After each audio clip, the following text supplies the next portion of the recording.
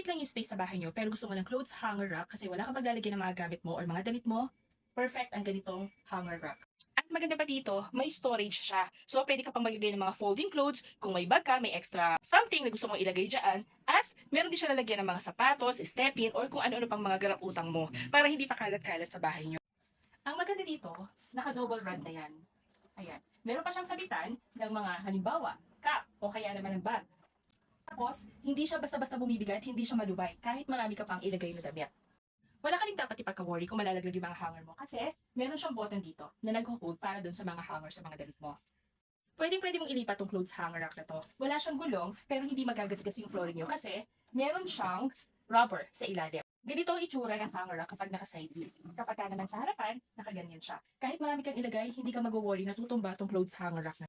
Ganyan kaganda yung ating clothes hanger rack. Kaya naman kung gusto mo rin ng ganito, naku, nandyan lang yung link sa Yellow Basket. Marami kang pagpipilian. Ito yung color white, meron din color black. Kaya kung gusto mo, naku, mag-checkout ka na para organize din ang mga gamit mo.